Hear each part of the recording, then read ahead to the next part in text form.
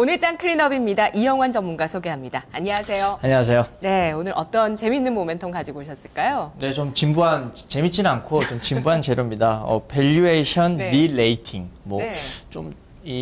여의도 있는 매니저들이나 애널리스트들이 쓰는 단어인데 저도 사실 이게 무슨 말인지 잘 모르겠는데 영어를 갖다 쓰니까 그러려니 하지만은 네. 한국말로 해석하면 예. 가치를 재평가한다라는 말씀입니다.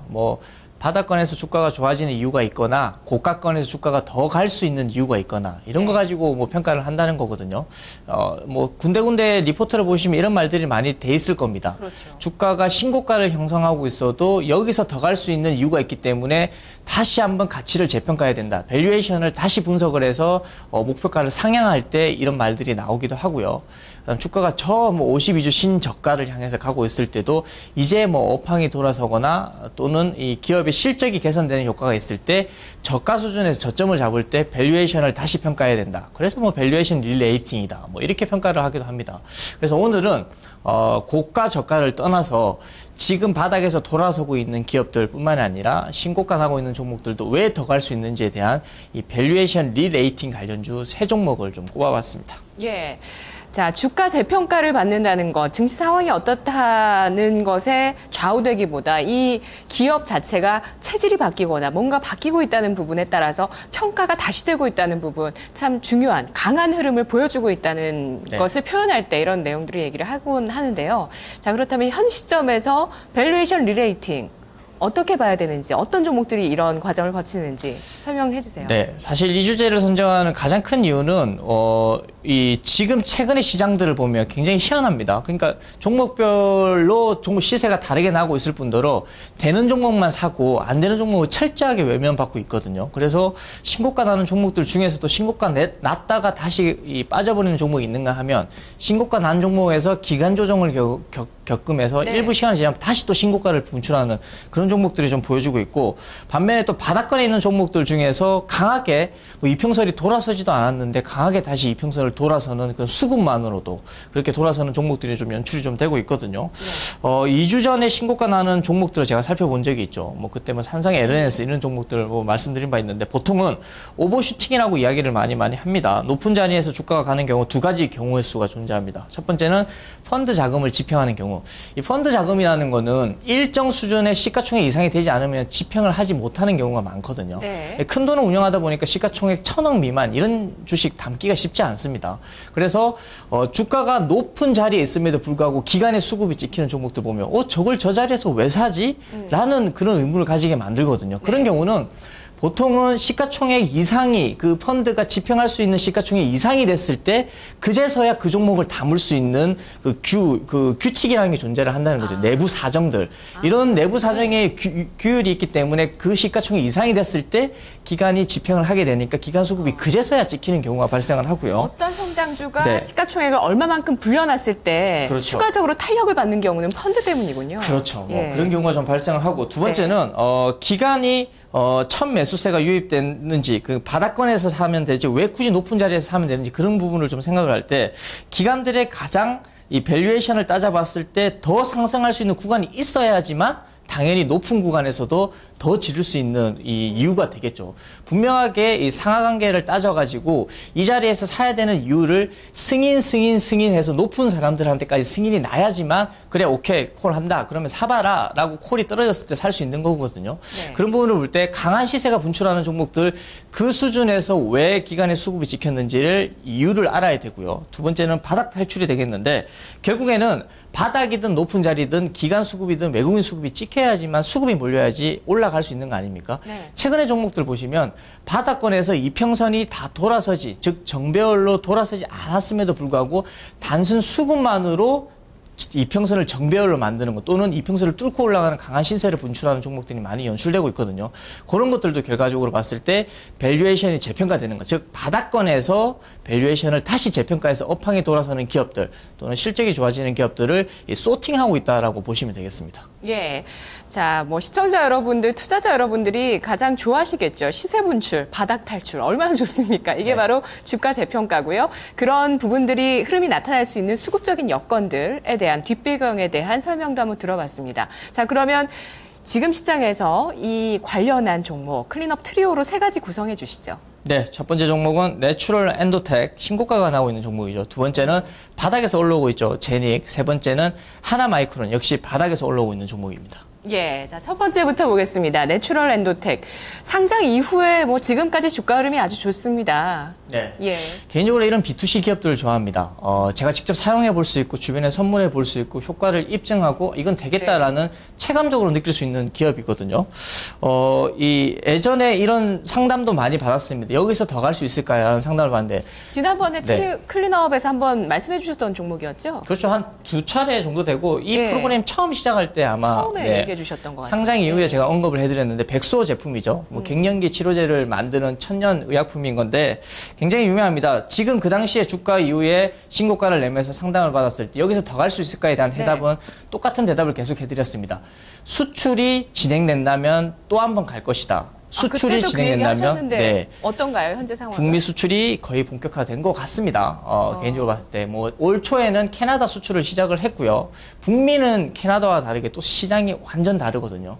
미국에서 인정을 받는다면 이거는 글로벌 타켓으로도 이미 인정을 받은 거기 때문에 이번 북미 수출에서의 어떤 인정을 받느냐에 따라서 이 기업의 가치가 어느 정도 성장할 수 있는지 긴장되는 그런 기업이라고 좀 보시면 되고. 몇 월부터 수출하는 건가요? 현재까지는 뭐 탐방을 통해서 확인했을 때는 한 6월 말쯤부터 뭐 승인이 좀 떨어질 것 같다라는 뭐 거기까지는 좀 확인을 했고요. 뭐 아마 또 기업 자체적으로 공시가 나와봐야지 그렇죠. 정확한 일정은 좀 정해지겠고요. 올해 북미 수출을 시작으로 내년엔 유럽, 2016년에는 일본까지 준비 중에 있습니다. 예, 자, 글로벌 기업으로 거듭날 수 있는 갱년기 여성들의 마음을 사로잡는 영양제입니다. 정말 효과가 좋다고 하니까요. 뭐 이미 그 효과를 좀 이미 받으신 분도 아마 네. 계실 겁니다. 드시고 계시는 분도 계실 것 같고요. 자, 다음은 제닉입니다. 지난주에 화장품주가 참 좋았어요. 마스크팩도 한번 짚어주셨지만 이 제닉 같은 경우는 마스크팩, 하유미팩으로 유명했는데 지난주 보니까 신저가가 나더라고요. 지난주부터 해서 제가 중국 출장을 좀 다녀왔었는데 사실 마스크팩 보러 갔다 왔거든요. 어느 정도 잘 팔리고 있느냐 네. 화장품 시장을 한번 체감하러 다녀왔었는데 굉장하더라고요. 뭐 사실 탑픽으로 뽑을 수 있는 거는 아모레퍼시픽의 이니스프리가 주요 요목 굉장히 큰 쇼핑 단지의 중요한 자리에 가장 비싼 임대료를 내고 거기에 들어가 있습니다. 상징성이 굉장히 강하고 이니스프리가 내세우고 있는 모토는 이 제주도라는 모토를 가지고 신선함, 상큼함을 좀 많이 내세우고 있는데 기존에 중국 화장품 시장에 없던 그런 소리였거든요. 그래서 그 파급 효과를 봤을 때 이게 될 것 같다라는 뭐 리포트들이 그 전에 수없이 나왔었고 실제 눈으로 확인해 보니까 될 것 같더라고요. 굉장히 많이 팔리고 있었고 중요한 거는 이 마스크팩 시장에서 제닉이라는 기업을 바닥 탈출의 신호로 보고 있는 이유는 물론 탐방을 추가적으로 또 가봐야 됩니다. 네. 이니스프리에 제공되고 있는 마스크팩 중국 마스크팩은 이 제닉이 제조를 하고 있습니다. 아, 지금요? 네, 제닉이 제조하고 있고 네. 판매원은 이제 이니스프리가 되는 거죠. 네네. 어떻게 해서 그걸 제조할 수 있느냐? 중국에 좋은 공장을 가지고 있습니다. 제닉이 가지고 있는 이 젤 타입의 마스크 시트는 굉장히 기술력이 있고 특허권을 가지고 있는 거기 때문에 그 기술력을 이용해서 자체 브랜드가 유명하지 않더라도 자체 브랜드가 유명한 아모레퍼시픽에 납품은 할 수 있는 거죠. 즉 OEM으로 변신을 하고 있는 기업이라고 보시면 되겠습니다. 예. 자, 지금 이니스프리에 이렇게 마스크팩 OEM으로 납품을 하고 있는데 왜 주가가 아직은 못 가는 걸까요? 추가적으로 탐방을 통해서 확인을 해봐야겠죠. 어느 정도 네. 물량이 나가고 있는지. 아직까지는 하이오미 팩에 대한 매출 비중이 한 60%로 굉장히 높고요. OEM이 2012년도만 해도 17% 수준에 불과했는데 한 30%, 35% 수준까지 높아졌거든요. 여기서 하이오미 팩의 단일 매출 비중이 좀 낮아지면서 OEM 매출 비중이 높아진다 그러면 기업이 다시 탈바꿈할 수 있는 그런 요지가 되겠죠. 그런 부분이 지금 나타나고 있는지 확인하러 또 탐방을 가실 계획이시군요. 예, 제닉. 하이오미팩으로 58,000원까지 갔던 주가, 현재는 15,000원대 부근에서 다중바닥 형성하고 있습니다. 자, 다음은 하나마이크론인데요. 최근에 IT 부품주가 좀 약한데 이 종목은 가파르게 최근에 상승하고 있어요. 네, 반도체 후공정 업체죠. 지금 주가가 가고 있는 반도체 장비주들은 대부분 다 전공정입니다. 전공정이 좋다는 것은 시간차에 있을 뿐이지 기술력이 입증되어 있는 기업들 중에서 특히 삼성과 하이닉스를 놓치지 않는 기업이라면 전공정에서 후공정으로 자연스럽게 이동하게 되어 있습니다. 하나마이크론은 후공정 업체들 중에서 1분기 턴어라운드에 성공을 했고요. 올 한 해 내내 추가적인 실적 모멘텀을 보유하고 있다라고 보시면 되겠습니다. 예, 세 가지 종목 살펴봤습니다. 이 가운데서 홈런을 칠 수 있을 만한 좋은 종목 뭐가 될까요? 주가가 살아있고 차트가 살아있는 내추럴 엔도텍을 선택했습니다. 예. 자, 내추럴 엔도텍 기업 조금 더 자세히 보고요. 전략 세워보겠습니다. 좀 사기에는 부담스러운 가격이라고 생각하시는 분들도 많이 계실 수 있을 텐데 아까 포인트가 북미 수출이라고 하셨죠? 네. 예, 또 어떤 게 있을까요? 우선 백소 효과는 이미 국내에서는 입증이 됐었고요. 뭐 지난 5월 달에도 2분기 실적도 좋을 것 같은데 뭐 가정의 달이다, 뭐 어버이날이다 많다 보는데 꽤 생각보다 많이 팔린 것 같습니다. 이 국내 독점적 지위를 지닌 상태에서 특허까지 보유하고 있다. 이 부분 제가 짚어드렸죠. 백소 관련된 용어가 들어가거나 백소원 관련된 그 재료가 들어갔을 때는 모든 것은 내추럴 엔도텍의 허가를 구하고 내추럴 엔도텍의 제품만 쓸 수가 있습니다. 그런 상태에서 이 내추럴 엔도텍과 협의를 하지 않고 백소 용어도 사용할 수 없는 상태죠. 국내에서는 그만한 능력으로 주가가 많이 올랐다면 여기서 주가가 다시 릴레이팅 할 수 있다 그러려면 수출이 필요하다고 여러 차례 설명을 좀 드렸는데 네. 해외로 수출하는 국산 바이오 원료는 이 당사의 백소가 처음이고요. 국내 기업들 중에서는 올 초에 캐나다 1위 건강식품 회사인 내추럴 팩터스에 백소 원료 공급을 시작을 했고요. 이후에 북미 최대 드럭스토어에 에스트로지라는 걸로 공급할 예정에 있습니다.